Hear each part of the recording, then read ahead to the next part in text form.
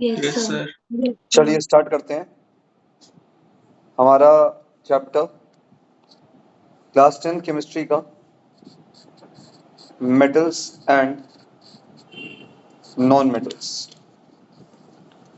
अब देखो यार, मेटल नॉन मेटल जब मैं चैप्टर स्टार्ट करता हूँ तो सबसे पहले सवाल यही बनता है कि मेटल और नॉन मेटल होते क्या हैं। एक बहुत पुरानी धारणा है, एक बच्चों का आंसर देने का तरीका है, लहजा है कि जैसे ही पूछा जाए कि मेटल क्या होता है वो यही बोलते हैं सर जो बहुत हार्ड होता है, जिसका मेल्टिंग पॉइंट बहुत ज़्यादा होता है, जो आवाज करता है यानी सोनोरस होता है, जिससे आप शीटें बना सकते हो मैलिएबल, जिससे आप वायर बना सकते हो डक्टाइल, ऐसे आंसर वो देते हैं।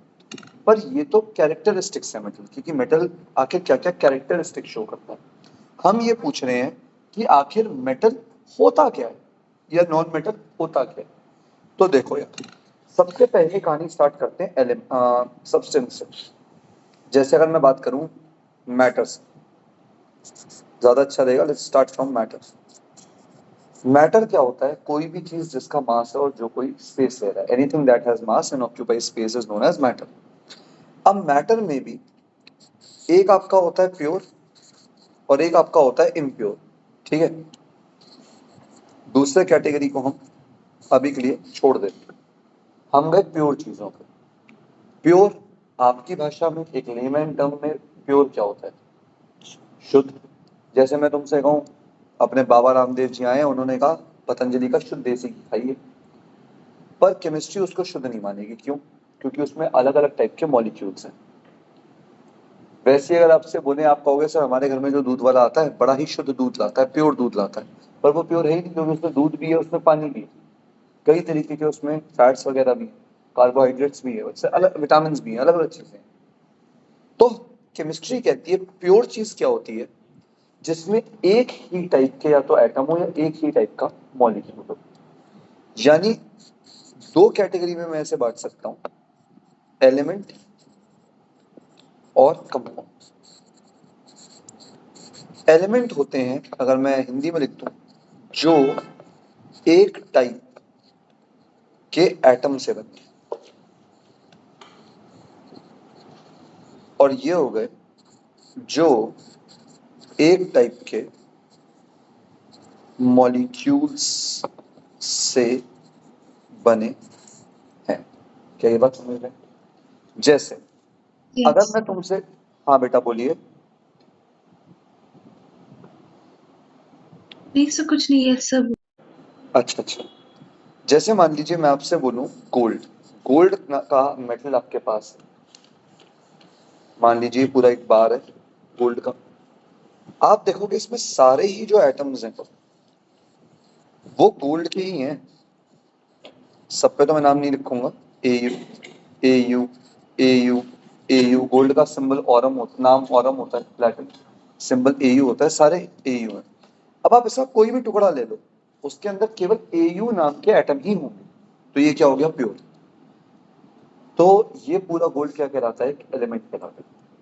लेकिन अगर मैं आपसे कहूँ वाटर, आपने प्योर वाटर लिया, ठीक है, तो इसमें जो भी है, इसमें एटम नहीं है, इसमें मॉलिक्यूल है। किसका? वाटर का, यानी कि H2O H2O H2O H2O and so on. यहाँ पे H2O अलग अलग नहीं है, H और O पूरा मिलके एक मॉलिक्यूल बना हुआ है। यानी ना ही हाइड्रोजन की प्रॉपर्टी दिखाएगा, मतलब चलेगा, ना ही ऑक्सीजन की प्रॉपर्टी दिखाएगा, आप इसको सांस में नहीं ले पाओगे, मतलब ऑक्सीजन गैस की भी कोई प्रॉपर्टी नहीं है। ये बिल्कुल एक नई चीज बन चुकी है। H2O एक अपने आप में नई चीज है, एक नया मॉलिक्यूल है। अब ये खाली H2O से ही बना है, यानी ये दोनों ही चीजें क्या है? प्योर। अब अगर एलिमेंट को मैं फर्दर क्लासिफाई करूं, इस एलिमेंट को मैं फर्दर क्लासिफाई करूं, तो इसे हम कैटेगराइज करते हैं मेटल्स में, नॉन मेटल्स में और मेटालॉइड्स में। आई होप इतनी बात क्लियर हो गई होगी सबको। Yes yes sir. सर। ठीक, तो अब हम बात करते हैं सर आखिर ये मेटल है क्या। मैंने कहा मेटल्स वो एलिमेंट्स हैं, दे आर द सब्सटेंसेस या they are the elements that are electropositive in nature, जो नेचर में इलेक्ट्रो पॉजिटिव होते हैं। और नॉन मेटल्स क्या होते हैं? Non metals they are the elements that are electronegative in nature. Sir ये जो आपने इलेक्ट्रो पॉजिटिव और इलेक्ट्रोनेगेटिव शब्द का इस्तेमाल किया, इसका मतलब क्या है? मैंने कहा देखो भाई, इलेक्ट्रो पॉजिटिव का मतलब है कि इनके पास टेंडेंसी है टू लूज इलेक्ट्रॉन्स, और नॉन मेटल्स के पास टेंडेंसी है टू गेन इलेक्ट्रॉन्स, इसलिए ये इलेक्ट्रोनेगेटिव। इलेक्ट्रॉन गेन करोगे तो नेगेटिव बन जाओगे क्योंकि इलेक्ट्रॉन नेगेटिव चार्ज वाला होता है, और इलेक्ट्रॉन लूज करोगे तो पॉजिटिव बन जाओगे क्योंकि इलेक्ट्रॉन जब निकल रहा है तो नेगेटिव निकल रहा है, नेगेटिव निकल रहा है तो पॉजिटिव हो गए। ठीक है, क्या ये बात क्लियर हुई आप लोगों को? अब देखो, कोई भी एटम इलेक्ट्रॉन लूज क्यों कर रहा है और इलेक्ट्रॉन गेन क्यों कर रहा है, थोड़ा सा इसको समझना चाह रहे हैं। तो मैंने कहा एक बार जरा मैं आपके सामने कुछ एलिमेंट्स के नाम लिखता हूँ। जैसे will start with hydrogen, helium, ऐसे करके पूरा सीरीज लिखूंगा। तो मैं पूरा सीरीज के नाम लिखने नहीं बैठ रहा, सीधा सिंबल बनाता जा रहा हूँ। Hydrogen, helium, lithium, beryllium, boron, carbon, nitrogen, oxygen, fluorine, neon, sodium, magnesium, aluminium, silicon, phosphorus, sulphur, chlorine, argon, potassium और कैल्शियम। इनका एटॉमिक नंबर में लिख रहा हूँ। एटॉमिक नंबर मतलब कि इनके अंदर कितने कितने इलेक्ट्रॉन पाए जाते हैं।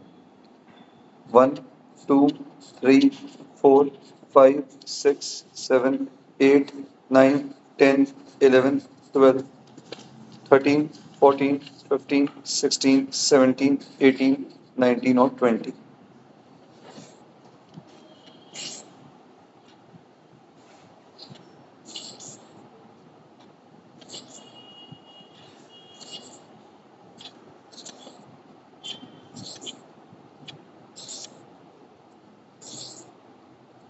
ये पता मैं क्यों बना रहा हूँ? ये लाइंस पता मैं क्यों बना रहा हूँ, बताओ? कॉन्फ़िगरेशन की। नहीं नहीं बेटा, क्योंकि मुझे मजा आ रहा है, बस अच्छा लग रहा है ऐसे, है ना? से लगता रहे। बड़ा आया कॉन्फ़िगरेशन।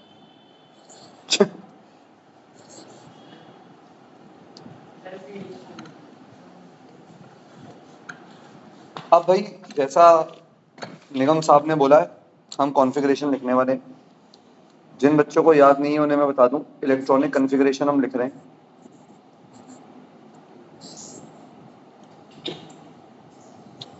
आई होप आपको इलेक्ट्रॉनिक कॉन्फ़िगरेशन का मतलब याद होगा, पर एक बार सब रिवाइज कराएंगे आपको। मैंने पहली बात बेसिक लेक्चर। तो अगर आप देखो भाई, इसमें एक ही इलेक्ट्रॉन है तो के शेल में आ जाएगा। अब 2 हैं तो दोनों के में आ गए। 3 है तो के में 2 से ज्यादा नहीं आ सकते, एक लिथियम में जाएगा। बेरिलियम में 4 तो 2 और 2, 5 तो 2 और 3, 2 और 4, 2 और 5, 2 और 6, 2 और 7, 2 और 8। एल में 8 से ज्यादा नहीं आते हैं, फिर एम में आते हैं। तो 2 8 1, 2 8 2, 2 8 3, 2 8 4, 2 8 5, 2 8 6, 2 8 7, 2 8 8। अब एम शेल में आपके 18 आ सकते हैं। आप कहोगे सर 2 8 9, पर हम नहीं कर सकते। हमने रूल पढ़ा था कि आखिरी शेल में कभी, क्या बेटा? जब हमें पता है कि आखिरी शेल में हम कभी भी 8 से ज्यादा इलेक्ट्रॉन नहीं रख सकते, तो 2 8 9 नहीं होता, ये होता है 2 8 8 1 और 2 8 8 2। प्रैक्टिकली मैंने 9th क्लास में जिन बच्चों ने मुझसे पढ़ा है उन्हें मैंने एसपीडीएफ भी पढ़ाया, जो 11th में आपको पढ़ाया जाता है कि ऐसे क्यों होते हैं ऑर्बिटल्स का खेल। पर अभी के लिए हम ऑर्बिटल्स के खेल में नहीं जा रहे, आपको इलेक्ट्रॉनिक कॉन्फ़िगरेशन मैंने बता दी। अब आपको कुछ रूल याद होने चाहिए कि हमेशा इलेक्ट्रॉन स्टेबल होने की कोशिश करते हैं। यानी अगर उसके केवल के शेल में इलेक्ट्रॉन्स हैं तो वो 2 बनाने की कोशिश करता है कि उसके के शेल में 2 आ जाए, अगर एल में कोई नहीं है तो, और वो डुप्लीट पूरा कर ले अपना, तो वो स्टेबल हो जाएगा। मतलब उसे किसी से रिएक्ट करने की जरूरत नहीं, वो खुश है अपनी जिंदगी में। नहीं चाहता वो किसी और के पास जाना। और अगर मान लो उसके एल एम इनमें से किसी में है तो वो चाहता है उसका जो आउटर मोस्ट शेल है एल या एम या कोई भी, उसमें 8 इलेक्ट्रॉन हो जाए। इसे बोलते हैं रूल ऑफ ऑक्टेट या ऑक्टेट रूल। अगर 8 हो जाएंगे आउटर मोस्ट शेल में तो वो जीवन में सुखी हो जाएगा, वो फिर किसी से रिएक्ट नहीं करना चाहेगा, वो आराम से चिल मारेगा लाइफ में। तो अब देखो, अगर मैं बात करूं, पहले मैं उठाता हूं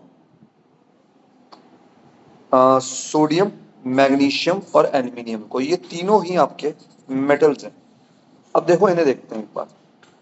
सोडियम का 11 है, मैग्नीशियम का 12 है और एल्यूमिनियम का 13 है। कॉन्फ़िगरेशन आ रही है 281, 282 और 283। इनका आउटर मोस्ट शेल अगर आप देखो तो ये वाला सबसे बाहर वाला शेल। ये क्या चाहते हैं, इसमें कितने हो जाएं, 8 हो जाएं। भाई दो ऑप्शन है, या तो आप इसे 7 इलेक्ट्रॉन दे दो तो कितने हो जाएंगे, 8 हो जाएंगे। इसको क्या करो, 6 इलेक्ट्रॉन दे दो, 8 हो जाएंगे। इसे 5 इलेक्ट्रॉन दे दो, 8 हो जाएंगे। तो ये जीवन में खुश हो जाएंगे। पर ये बहुत मुश्किल है, 5 इलेक्ट्रॉन, 6 इलेक्ट्रॉन या 7 इलेक्ट्रॉन गेन करना बहुत मुश्किल है, क्योंकि पूरा फोर्सेस का चक्कर बिगड़ जाता है। हमने कहा इसके बजाय दूसरा ऑप्शन क्या है, ये देखते हैं। दूसरा ऑप्शन है इससे 1 इलेक्ट्रॉन निकाल दो। तो देखो आउटर मोस्ट शेल ये हो गया, उसमें 8 हो गए, ये स्टेबल हो गया। इसमें से 2 निकाल दो बाहर तो 8 रह गए। इसमें से 3 निकाल दो तो 8 रहेगा, क्योंकि ये हट गया। तो तीनों ही स्टेबल हो गए, नहीं हो गए। पर आप सोचो, सोडियम में से अगर आपने 1 इलेक्ट्रॉन निकाल दिया, एक नेगेटिव चीज निकाल दी, तो सोडियम के ऊपर एक पॉजिटिव आ जाएगा, नहीं आ जाएगा। ऐसे ही मैग्नीशियम से अगर आपने 2 इलेक्ट्रॉन निकाल दिए तो मैग्नीशियम के ऊपर 2 पॉजिटिव आ जाएंगे, नहीं आ जाएंगे। और ऐसे ही अगर एल्यूमिनियम से 3 इलेक्ट्रॉन निकाल दिए तो उस पर 3 पॉजिटिव आ जाएंगे। तो ये क्या हुआ, ये तीनों ही मेटल्स क्या कर रहे हैं, दे आर लूजिंग इलेक्ट्रॉन्स। उनकी टेंडेंसी क्या है कि हम इलेक्ट्रॉन को लूज कर दें।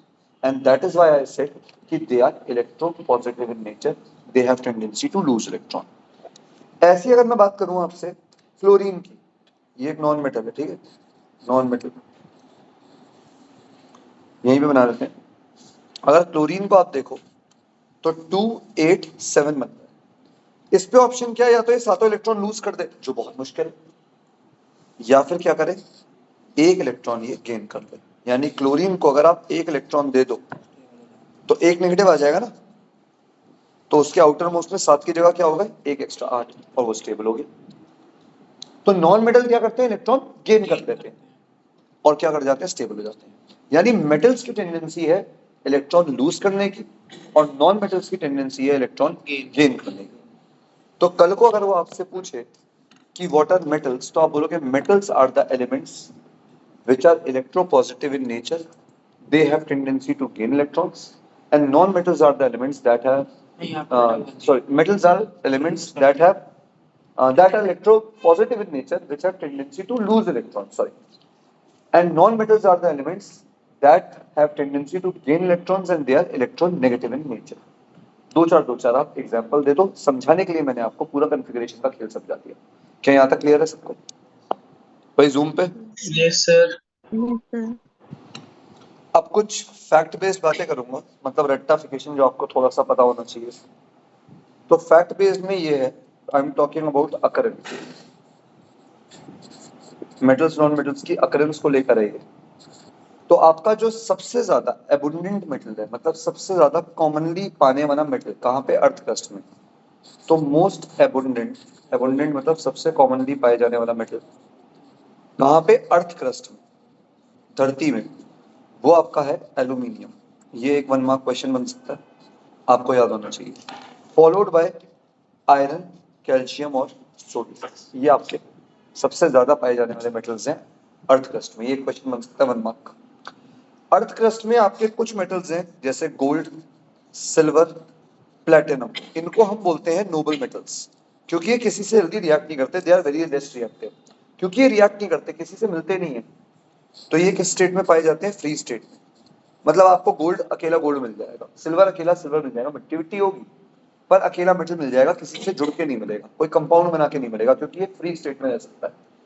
वहीं अगर आप बात करो सोडियम की, पोटेशियम की, कैल्शियम की, मैग्नीशियम की एंड सो ऑन, ये सारे क्या है, ये सारे रिएक्टिव हैं। तो ये आपको कैसे मिलते हैं, ये आपको फ्री स्टेट में नहीं मिलते हैं, ये आपको कंबाइंड स्टेट में मिलते हैं, किसी न किसी चीज के साथ रिएक्ट किए हुए, बाद में आपको और किसी चीज से जुड़े हुए, फिर आपको इनको निकाल के साफ करना पड़ता है। वही मेटलर्जी का पार्ट है कि कैसे हम इन्हें अलग करते हैं। ठीक, तो ये कंपाउंड बना के मिलते हैं अपने ऑक्साइड्स या कार्बोनेट्स या सल्फाइड्स के फॉर्म में। जैसे एग्जांपल के तौर पर अगर मैं कहूँ सोडियम रिएक्ट कर जाए ऑक्सीजन से, तो क्या बनाएगा, सोडियम ऑक्साइड। तो ऐसे ही अपने ऑक्साइड, जैसे ही आपने सुना होगा कैल्शियम मिलता है कई बार CaCO3, कैल्शियम कार्बोनेट के फॉर्म में। तो ये आपको अपने कार्बोनेट्स या सल्फाइड्स या ऑक्साइड्स के फॉर्म में ही नेचर में मिलेंगे, जो ज्यादा रिएक्टिव है। इसी तरह आपका जो कॉपर और सिल्वर है, वो कह रहे हैं सिल्वर और कॉपर ये आपको फिक्स फ्री स्टेट में ही मिल जाता है और कभी कभी कंबाइंड स्टेट में भी मिल जाता है। फिर ये कह रहे हैं जो नॉन मेटल्स हैं, जैसे hydrogen, carbon, nitrogen, oxygen, sulphur और जितनी नोबल गैसेस हैं, ये भी आपको फ्री स्टेट में भी मिलती है और कंबाइंड स्टेट में भी मिलती है। जस्ट एक नॉलेज बेस्ड चीज है। इसी तरह ऑक्सीजन सबसे ज्यादा एबुंडेंट नॉन मेटल है अर्थ के क्रस्ट में। जैसे मेटल था एल्यूमिनियम, तो नॉन मेटल जो कि अर्थ क्रस्ट में बात कर रहा हूँ, ये बात ध्यान रखना, क्योंकि अगर तुम बात कर लो एयर की, तो वहां नाइट्रोजन सबसे ज्यादा है। तो कौन सा नॉन मेटल अर्थ क्रस्ट में सबसे ज्यादा पाया जा रहा है, तो वो है आपका ऑक्सीजन। 46.6% अर्थ क्रस्ट इसी से बना है। सेकंड नंबर पे आता है सिलिकॉन। तो फर्स्ट रैंक किसकी हो गई, ऑक्सीजन की, और सेकंड रैंक किसकी हो गई, सिलिकॉन की। अगेन आप कहोगे सर अर्थ क्रस्ट में ऑक्सीजन, मैं गैस की बात नहीं कर रहा हूँ, ऑक्सीजन एज एन एलिमेंट की बात कर रहा हूँ, कंबाइंड फॉर्म में, किसी न किसी चीज से रिएक्ट करके कोई ना कोई कंपाउंड के फॉर्म में ऑक्सीजन सबसे ज्यादा नेचर में पाया जा रहा है।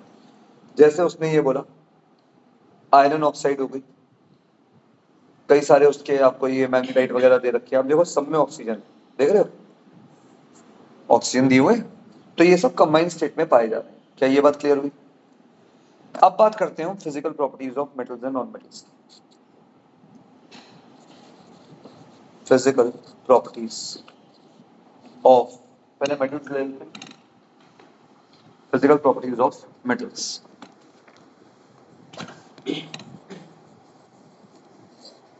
पहली बात करते हैं मैलिएबल।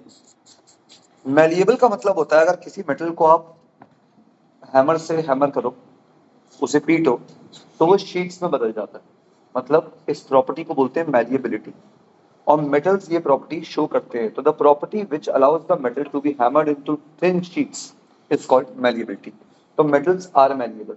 एक बार मैंने बताई भी थी, इस बारे में बात भी की थी कि अगर आप सोने की एक छोटी सी किडनी ले लो, छोटा सा सोने का सिक्का ले लो और आप उसे लगातार पीटते चले जाओ, तो आप देखोगे इस कमरे से बड़ा वो फैल सकता है, प्रोवाइडेड आप उसे बहुत तेज हवा चला के या हाथ पैर से तोड़ ना दो, चलने दो। यानी इतना ज्यादा सोना मैलिएबल होता है। आप देखो जो ज्वेलरी होती है, कई बार लॉकेट बड़े पतले पतले से होते हैं, मतलब इतना पीट सकते हो आप सोने को। चांदी का वर्क होता है मिठाइयों पे, कितना पतला होता है। तो कितना ज्यादा मेटल पीटा जा सकता है, ये बात का एक लिमिट शो करने का तरीका है कि बहुत ज्यादा मैलिएबल होते हैं मेटल्स। दूसरी प्रॉपर्टी इसमें दिया भी हुआ है, आप याद रख सकते हो कि गोल्ड और सिल्वर ये आपके बेस्ट मैलिएबल मेटल्स हैं। इसके अलावा एल्यूमिनियम, कॉपर भी आपके बढ़िया मैलिएबल होते हैं। एल्यूमिनियम मेटल काफी मैलिएबल होता है, तभी आप देखो एल्यूमिनियम मेटल की फॉइल बनता है जिसमें आप अपना खाना वाना पैक करते हो। ठीक है, आगे चलते हैं। दूसरा है डक्टाइल या डक्टिलिटी। मेटल्स के अगर आप द प्रॉपर्टी एक ऐसी मेटल की जिससे आप थिन वायर्स बना सको, तो उसे बोलते हो ductility. The property by which metals can be drawn into thin wires is known as ductility. Metals again बहुत डक्टाइल होते हैं। गोल्ड सबसे ज्यादा डक्टाइल मेटल है, तो आप देख सकते हो गोल्ड इज मोस्ट डक्टाइल। यानी कि अगर इन्होंने एग्जांपल दिया, आप 1 ग्राम गोल्ड लो और इससे वायर बनाने की कोशिश करो, तो 2 किलोमीटर लंबी वायर बना सकते हो सिर्फ 1 ग्राम गोल्ड से। आप सोचो 1 ग्राम गोल्ड होते ही कितना सा। यानी कितना डक्टाइल है, कितना ज्यादा बढ़िया आप इससे वायर्स बना सकते हो। सिल्वर भी एक बहुत ही ज्यादा डक्टाइल मेटल है। एक बात आगे और बताना चाहूंगा कि सिल्वर से वायर बन सकती है इजिली, और सिल्वर या मेटल अच्छे कंडक्टर भी होते हैं इलेक्ट्रिसिटी के। पर फिर भी हम सिल्वर को इलेक्ट्रिसिटी कंडक्ट करने के लिए यूज नहीं करते हैं, क्योंकि सिल्वर महंगा पड़ता है। उसके लिए हम कॉपर या एल्यूमिनियम की वायर्स लगाए थे। तो वही उन्होंने बोला कॉपर और एल्यूमिनियम भी काफी ज्यादा डक्टाइल है, इसलिए इनसे वायर बनती है। अगला आता है गुड कंडक्टर्स ऑफ हीट। सबसे बढ़िया एग्जांपल, आप एक चम्मच लो, चाय बना रहे हो, चम्मच को रख दो जिस डोंगे में आप बना रहे हो, थोड़ी देर बाद आपको चम्मच एक जहाँ से टच होती है वहां से नहीं बल्कि एंड से भी गर्म महसूस होगी। क्यों? क्योंकि मेटल क्या करता है, हीट को कंडक्ट कर देता है। तो यही लिखा है कि metal allow heat to pass through them easily.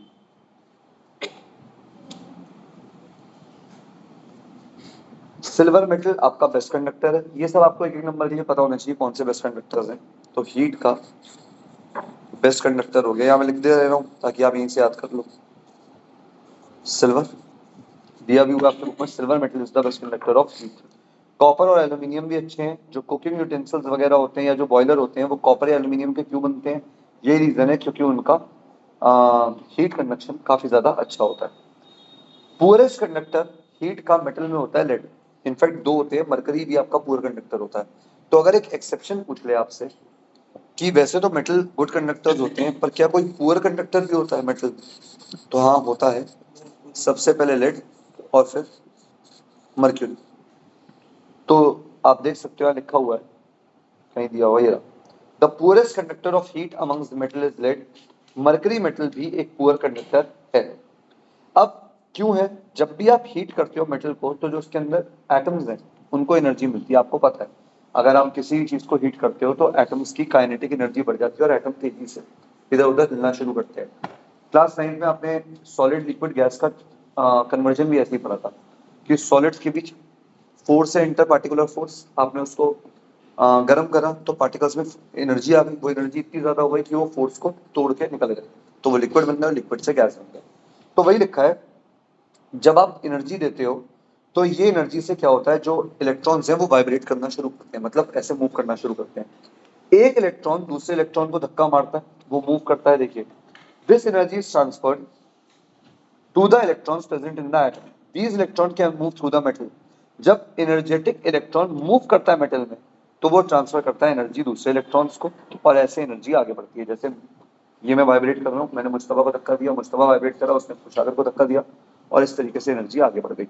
तो इस वजह से ये हीट कंडक्शन शो करता है। ठीक, ऐसे ही अगला पॉइंट आता है, metals are good conductors of electricity. Again electricity chapter हमने पढ़ रखा है, हमें पता है मेटल्स में फ्री इलेक्ट्रॉन होते हैं। क्यों? क्योंकि मेटल इलेक्ट्रॉन लूज करना चाहता है, कह रहा है फ्री है मेरा, और जब वो इलेक्ट्रॉन मूव करता है तो इलेक्ट्रिसिटी फ्लो करती है, आपने पढ़ रखा है। तो यानी मेटल्स अपने थ्रू इलेक्ट्रिसिटी का फ्लो भी अलाउ करेंगे। ठीक है भाई। अब इसमें भी सिल्वर मेटल बेस्ट कंडक्टर है इलेक्ट्रिसिटी का, लेकिन फिर हम सिल्वर की वायर इससे क्यों नहीं बनाते? बनाते हैं पर ज्यादा नहीं बनाते क्योंकि सिल्वर की वायर महंगी होती है। तो जो बहुत सोफिस्टिकेटेड इंस्ट्रूमेंट होते हैं जहां हमें बहुत ही अच्छी वायर्स चाहिए वहां जरूर हम सिल्वर यूज करते हैं, वरना उसके बिना हम कॉपर और एल्यूमिनियम से काम चला लेते हैं। ठीक, अगला आता है आपका मेटल्स आर लस्टरस। लस्टरस का मतलब होता है शाइनिंग, उनमें एक अलग सी चमक होती है। जैसे आप गोल्ड देख लो, सिल्वर देख लो, आयरन देख लो, सब क्या करते हैं, चमकते हैं। तो the property of a metal of having a shining surface is called metallic lustre या फिर मेटालिक चमक जिसे हम बोलते हैं। तो गोल्ड और सिल्वर ज्वेलरी बनाने के काम क्यों आते हैं? तो उसके दो रीजन में से एक रीजन ये भी है। एक ये कि सर वो नोबल मेटल है, किसी से जल्दी जल्दी रिएक्ट नहीं करते। तो ऐसा नहीं है कि आपने सोना पहना, किसी से रिएक्ट करके वो अलग ही चीज बन गया, नया कलर बन गया ना। और दूसरा, सोना क्या होता है, लस्टरस होता है, चमकता है, तो देखने में सुंदर लगता है। तो ये रीजन है कि गोल्ड से हम वो बनाते हैं, ज्वेलरी बनाते हैं। ये कह रहे हैं कि मेटल कई बार अपनी शाइन को लूज कर देता है या ब्राइटनेस को लूज कर देता है हवा में रखने पर, और एक डल एक्सपीरियंस आए, डल सा एक सरफेस पे अपीयरेंस आ जाता है। क्यों? क्योंकि वो कोरोड करने लग जाता है, यानी उसमें जंग लगने लग जाता है, क्योंकि वो उसकी ऑक्साइड बनाता है। जैसे आपने आयरन का पढ़ा है, आयरन भी जंग खाता है, उसे रस्टिंग बोलते हैं, और कई बार कॉपर भी रस्ट हो जाता है। ठीक है, एक सेकंड रुकिएगा। हाँ भाई, तो मैं ये बोल रहा था कि जैसे आयरन के ऊपर जंग लग जाता है, रस्टिंग हो जाता है, तो भी एक वो पाउडर्ड रेडिश कलर आ जाता है। कॉपर के ऊपर बेसिक कॉपर कार्बोनेट नाम का जंग लगता है, 8th क्लास में पढ़ा होगा, ग्रीनिश ब्लूइश लेयर होती है। इनफैक्ट सिल्वर के ऊपर भी हल्का सा एक सिल्वर सल्फाइड का कई बार लेयर बन जाता है जो हल्का सा पर्पलिश सा कलर देता है। तो वो ये बता दें कई बार इस चक्कर में शाइनीपन कम हो जाता है। आगे बढ़ते हैं। इन्होंने कहा अगला चीज कि मेटल्स क्या होते हैं, जनरली हार्ड होते हैं जनरली, पर सोडियम और पोटेशियम इसका एक्सेप्शन है। सोडियम और पोटेशियम इसका एक्सेप्शन है। मतलब सोडियम और पोटेशियम को आप चाहो तो आप चाकू से भी काट सकते हो। ये ज्यादा, हाँ, ये ज्यादा हार्ड नहीं होते, ये सॉफ्ट होते हैं। दिया हुआ है सोडियम और पोटेशियम और सॉफ्ट मेटल जिनको आप काट सकते हो, पर बाकी मेटल्स इजीली नहीं कटते, वो काफी ज्यादा स्ट्रॉन्ग होते हैं, हार्ड होते हैं। अगला देखते हैं,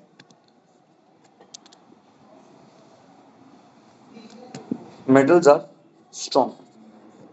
स्ट्रॉन्ग का मतलब क्या है कि आप उन्हें मारोगे तो वो टूटेंगे नहीं। लेकिन अगेन इसके भी सेम एक्सेप्शन है कि सोडियम और पोटेशियम आपके स्ट्रॉन्ग नहीं है, पर बाकी स्ट्रॉन्ग है।